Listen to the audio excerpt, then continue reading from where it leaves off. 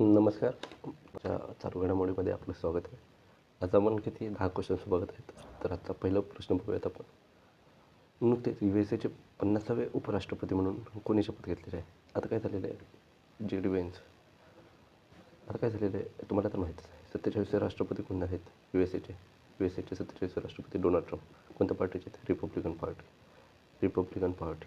आता काय झालं, रिपब्लिकन पार्टी बरोबर आहे. इथे 47 आहेत. आता 50वे उपराष्ट्रपती म्हणून कोणी शपथ घेतलेली आहे? तर शपथ देणारे कोण? शपथ देणारे जस्टिस जॉन रॉबर्टसन ह्याने काय दिलेले आहे? शपथ दिलेली आहे. पण कोणाला दिलेली आहे? JD व्हेन्स. कोणाला दिलेले आहे? JD व्हेन्स हे किती आहेत? 50वे उपराष्ट्रपती. हे कुठला आहे? JD व्हेन्स. किती 50वे उपराष्ट्रपती. इथलं उपराष्ट्रपती ना, आपल्या उपराष्ट्रपती हे काय फरक असतो? आपला जो उपराष्ट्रपती असतो ना, तो किती 6 महिन्यासाठीच प्रभारी राष्ट्रपती म्हणून राहू शकतो. प्रभारी राष्ट्रपती क्वचित राष्ट्रपतीचा मृत्यू झाला, राष्ट्रपतींना राजीनामा दिला, तर आपल्या इथं किती 6 महिन्याच राहू शकतो. पण इथं तसं आहे का? इथं तसं नाही. इथला प्रेसिडेंटचा कार्यकाळ किती? 4 वर्ष. जर समजा 2च वर्षात प्रेसिडेंटचं काय झालं, राजीनामा दिला, मृत्यू झाला, तर इथला उपराष्ट्रपती उर्वरित करासाठी काय बनतो? राष्ट्रपती बनतो. एवढं एक लक्षात ठेवायचं. उपराष्ट्रपती उर्वरित करासाठी राष्ट्रपती बनतो. पुढलं आता बघ, बहुचर्चित न्यायमूर्ती हेमा समिती कोणत्या राज्याशी संबंधित आहे? केरळ संबंधित आहे. केरळ संबंधित कशा? मल्याळम फिल्म इंडस्ट्री संबंधित आहे. कशासाठी? हे सेक्शुअल हरासमेंटच म्हणू आपण. केंद्र सरकारची युनिफाईड पेमेंट योजना कधी लागू होणार आहे? युनिफाईड पेमेंट योजना ही कशाची? Old pension scheme plus new pension scheme, ह्या दोघीची मिळून काय केली? Unified pension scheme. आणि हे कधीपासून लागू होणार आहे? 1 एप्रिल 2025. आणि पहिलं राज्य कोण आहे हे करणार लागू करणार? तर महाराष्ट्र आहे. एवढं पण लक्षात ठेवा. पुढला प्रश्न, अलीकडेच फोर्ब्सच्या अब्जावधीच्या 2025च्या यादीत अव्वल स्थानावर कोण आहे? फोर्ब्सची लिस्ट आहे. कोणाची लिस्ट आहे? फोर्ब्स. कशाची आहे? बिलिनियर लिस्ट आहे. याच्यात पहिल्या स्थानावर कोण आहे? हे पहिल्या स्थानावर सगळ्यात माहिती आहे, एलॉन मस्क. किती प्रॉपर्टी आहे ह्यांची? $437 बिलियन. हे किती आहे? फर्स्ट स्थानावर आहे. सेकंड याच्यावर कोण आहेत? जेफ बेझोस आहेत सेकंड स्थानावर. थर्ड याच्यावर कोण आहेत? Mark Zuckerberg. यांचं काय? फेसबुक. यांचं काय आहे? हे कोणते आहेत? फर्स्ट स्थानावर आहेत एलॉन मस्क. यांचं काय आहे? स्पेस एक्स माहीतच असेल, टेस्ला माहीतच असेल, त्यानंतर एक्स माहीतच असेल. एक्सला काय म्हणतात होतं पण ट्विटर. हे काय? यांचं सगळं ते आहे.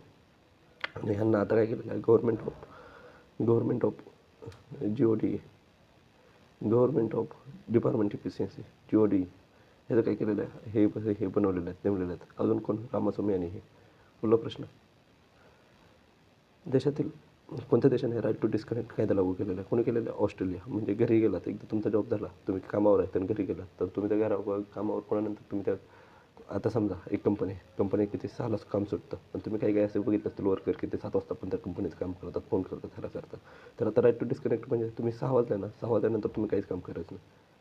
केंद्रीय गृहमंत्र्यांनी कोणत्या केंद्रशासित प्रदेशात नेऊन 5 जिल्हे निर्माण केलेले आहेत? कुठे केलेले आहेत? लडाखमध्ये केलेले आहेत. जागतिक स्मारक निधीने अलीकडेच प्रथम धोका असलेल्या ठिकाणाच्या यादीत कोणाचा समावेश केलेला आहे? जागतिक स्मारक निधी कोणीही ही लिस्ट केलेलं आहे? जागतिक स्मारक निधी याची स्थापना कधी होती? 1969ला. स्थापना कधी होती? 1969ला स्थापना होती. बरोबर आहे. आणि ह्यानं काय केलेलं आहे? धोका असलेल्या जागाची यादी केलेली आहे. धोका असलेल्या जागा. आता ह्यामध्ये एकच काय केलेलं आहे? ह्यांना मूनला पण ह्यांनी पार्टिसिपेट केलेलं आहे. किती? 25 जागा आहे. त्यामध्ये युक्रेनची राजधानी ही एक आहे. त्यानंतर गाझापट्टी आहे. मूनला का? कारण की प्रत्येक जण काय करत आहे? चंद्रावर मिशन पाठवत आहे. त्या मिशनमध्ये काय होतं आहे? तिथं पोल्युशन होत आहे. त्यामुळे मूनला पण ह्यामध्ये काय केलेलं आहे? हे केलेलं आहे, ॲड केलेलं आहे. ह्याच्यात कशाची लिस्ट असते? जागतिक स्मारक निधी फंड असतं. आणि धोका असलेल्या जागाची लिस्ट आहे. त्यामध्ये काय? चंद्र आहे किंवा गाज आहे. प्रत्येकातलं चंद्राला फर्स्ट टाईम ॲड केलेलं आहे. ChatGPT हा कोणाचा आहे? OpenAIचा आहे. पॅरिस ऑलिम्पिक शुभंकर काय होता? फ्रीज होती. फ्रीजमध्ये 3 कलरची टोपी होती. कोणता? पांढरा कलर, निळा कलर आणि लाल कलर. अलीकडेच जागतिक स्तरावर कॉफी उत्पादनात भारताला कोणते स्थान मिळालेलं आहे? Coffee production. यामध्ये भारताला कोणतं स्थान भेटलेलं आहे? 1 नंबरला कोण आहे? 1 नंबरला ब्राझील. आणि 2 नंबरला कोण आहे? 2 नंबर नाही, डायरेक्ट 7 नंबर. आपल्या भारताची किती रँक आहे? 7 नंबरला कोण आहे? भारत आहे. आणि ह्यामध्ये पण भारतात सगळ्यात जास्त कोणतं राज्य उत्पादन करत? तर कर्नाटक. आणि असं म्हटलं जातं की पहिलं कॉफीचं झाड आहे कुठं आलं? तर बाबा बुदन टेकड्या कुठं? कर्नाटकमध्ये. एवढंच लक्षात ठेवा. किती नंबर आहे भारताचा? 7वा नंबर आहे. 1 नंबरला ब्राझील. भारतात पहिल्या भूमिगत संग्रहालयाचे उद्घाटन हे कुठं होणार आहे? झालेलं आहे, दिल्लीला होणार आहे. पॅरिस पॅराऑलिम्पिकमध्ये मनू भाकर आणि सरबजोत सिंग यांनी कोणत्या खेळात दुसरे पदक जिंकले होते? यांचं काय होतं? शूटिंग होतं. 10 मीटर एअर पिस्टल. अलीकडेच ब्रिक्स 9वा भागीदार देश कोण बनलेला आहे? सगळ्यांनाच माहीत आहे. 2001ला जिम ओलिन यांची कन्सेप्ट होती. त्यावेळेस काय आलं? BRICS. कुणाचे? Gym Olin. तर 2009ला काय झालं? एथिनबर्ग इथं काय झाले? बैठक झाली. एथिनबर्ग कुठं? रूसमध्ये पहिली बैठक झाली. 2010मध्ये काय झालं? ह्याच्यात साऊथ आफ्रिका हे झाला, ॲड झाला. आणि बैठक कुठं झाली? जोहान्सबर्ग. आता 2024ला किती? 4 देश ॲड झालेले आहेत. कोणते झाले आहेत? इथिओपिया असेल, इजिप्त असेल, UAE असेल आणि इराण असेल. हे बरोबर आहे. हे 4 देश ॲड झाले होते. आता काय झालेलं आहे? आता करंटली 10वा मेंबर कोणता आहे? इंडोनेशिया. आता काय झालेलं आहे? ह्याचा भागीदार पार्टनर कंपनी आणि 9 काय ह्याच्यात भागीदार देश आहेत. तर 9वा कोणता आहे? 9वा आहे नायजेरिया. हा काय झालेला आहे? 9वा हे झालेला आहे. 9वा ह्याचा भागीदार देश झालेला आहे. नायजेरिया काय सगळ्यात पॉप्युलेटेड कंट्री आहे. कुठला आहे? आफ्रिकेतला आहे. आफ्रिका खंडात. एवढंच लक्षात ठेवणं. 9वा काय झालेला? भागीदार देश झालेला आहे. कशाचा? ब्रिक्सचा झालेला आहे. बिहारमधील पहिल्या क्रीडा विद्यापीठाचे उद्घाटन कुठं होणार आहे? राजगीरमध्ये होणार आहे. प्रोजेक्ट नंबर कशासाठी आहे? आर्मीसाठी, इंडियन आर्मी.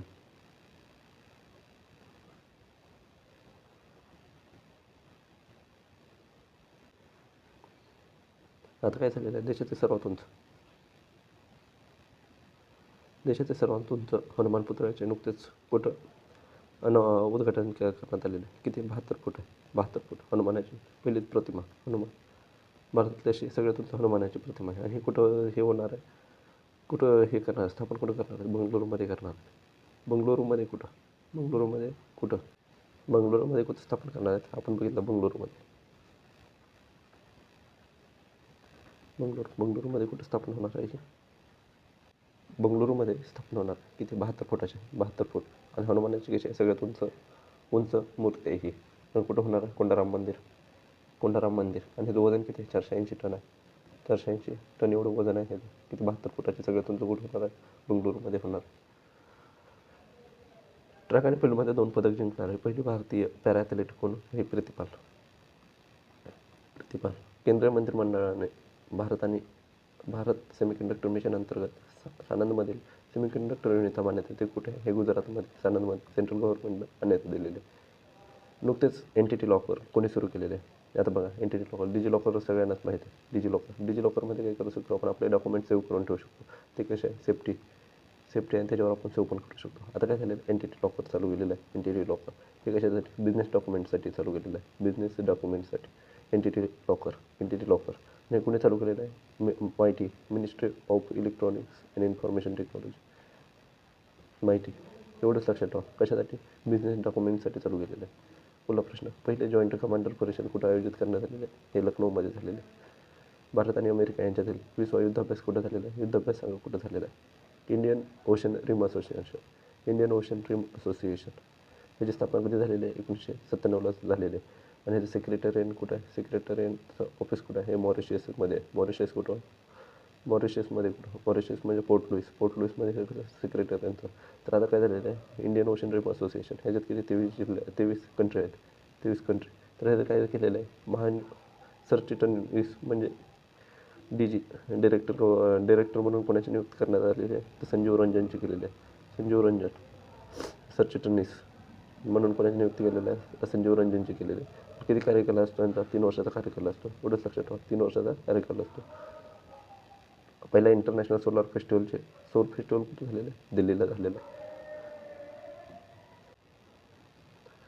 कोणत्या देशाला ब्रिक्स न्यू डेव्हलपमेंट बँकेचे नवीन सदस्य भेटलेले आहे? पण झालेलं आहे इंडोनेशिया.